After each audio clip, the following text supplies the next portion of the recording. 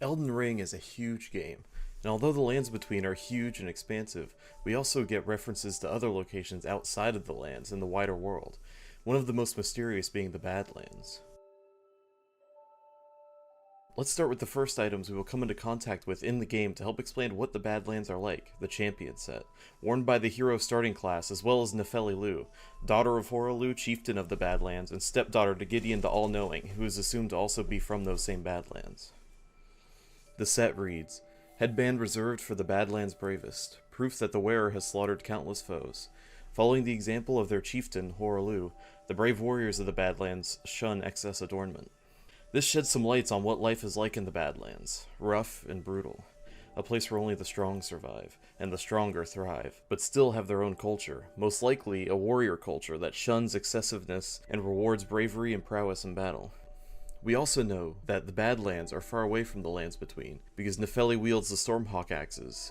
Their description states, Battle axe designed to resemble a hawk, with its wings compromising the blade. Signature weapon of warriors who strive to remain one with the storm, despite being so far from their place of birth. Their hearts are proud, and thereby easily undone.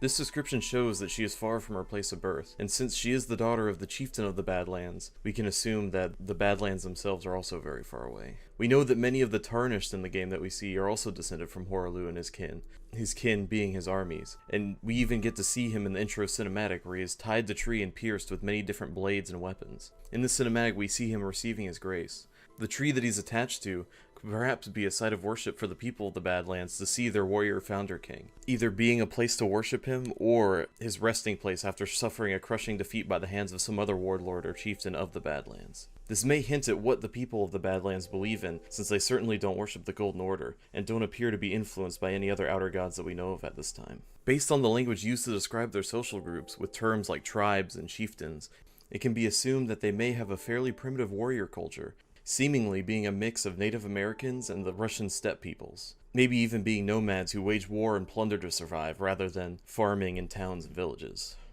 The people of the Badlands may also practice some form of animal worship, since we see Horalu and his lion Sarash tied to their tree, as well as Nefeli talking about her own hawks with her dialogue with you when you give her the Stormhawk ashes, where she says, In this ash I can smell the ancient storm. It reminds me of my first hawk. Perhaps meaning that most people of the Badlands have some kind of animal companions or even spiritual animals, just like their leader Godfrey.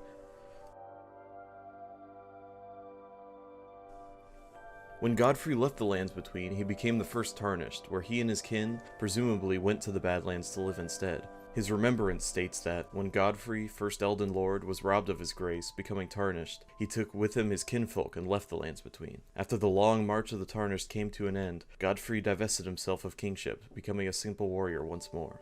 The Godfrey icon also states, Godfrey was a ferocious warrior. When he vowed to become a lord, he took the beast regent Sarash upon his back to suppress the ceaseless lust for battle that raged within. We know Godfrey is a vicious and bloodthirsty warrior who savors the heat of battle, and was only reined in by being attached to his spectral lion companion Sarash, who would take a physical form to consume his excess rage and bloodlust, whom we see him kill during our fight with him, where he declares himself simply as Horalu, warrior. We know Godfrey is a vicious and bloodthirsty warrior who savors the heat of battle and was only reined in by being attached to his spectral lion companion Sarash, who would take a physical form and devour his excess rage and bloodlust, whom we see him kill during our fight with him, where he detaches himself and declares himself simply as Horalu, warrior, letting himself be consumed by the same rage. This may imply that either he was Horalu originally, and may even hail from the Badlands initially, meaning they existed alongside the Lands Between during the Age of the Erd Tree, or that Sarash was suppressed during his time in the Badlands, only to re-emerge when he received his grace again and was able to become Elden Lord once more. Although we do see him with Horalu in what was presumably his final resting place in the intro cinematic, so at this time it's hard to know for sure. This same description of his remembrance states that he was robbed of his grace, meaning that it was taken forcefully, most likely by the Golden Order or even America herself, meaning he was no longer immortal and no longer welcome in the Lands Between. We also find out that the banishment of him and his people is known as the Long March, which is the journey and span of time that the Tarnished spent while banished from the Lands Between. It's hard to know at this point if all Tarnished hail from the Badlands as descendants of Horalu, and eventually it built itself up into the different kingdoms and locations we hear about, or if there are many groups of Tarnished, all banished for different reasons. Either way, the people of the Badlands are the first and most prominent group to be cast out by the Golden Order.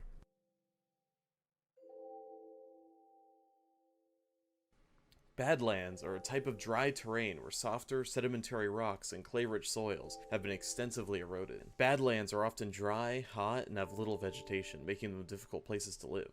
We can also assume that the Badlands are almost like a wasteland where resources are scarce and life is harsh. This is because of Nefeli's dialogue where she says that this land is much like the one from which I hail, in reference to the lands between, which are in a very rough shape when we get there in the game, where there are enemies around every corner and we must explore and scavenge new weapons and abilities just to survive.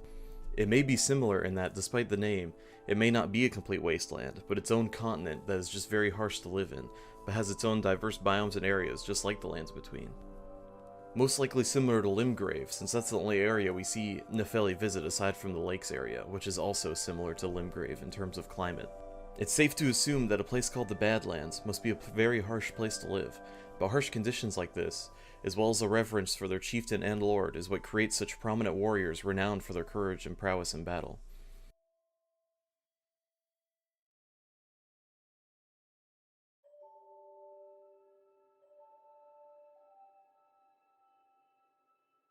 I think that the Badlands may play a vital role in uncovering some of the secrets about Elden Ring's lore, such as if the Badlands existed prior to the Long March of the Tarnished, how the other lands, aside from the lands between, were affected by the Golden Order, if at all, and if Hora and Nefeli Lu hail from a more ancient form of the Badlands, and if the area evolved and progressed to be more advanced and civilized, which could explain some of the other Tarnished and why they aren't all barbarians like Nefeli Lu is. I'd love to see this area explored more in a future DLC or update, as it's one of the most important but also most mysterious locations when it comes to the backstory of we Tarnished themselves. Let me know in the comments below what you think and if I missed any information from the game and any additions to this theory you can add. I hope this video at least gives you a very basic understanding of the Badlands and their people, and hopefully we get to learn more about them in a future update or DLC. Make sure to like, comment, and subscribe if you want to see more lore videos like this one. Thanks for watching, and have a great rest of your day.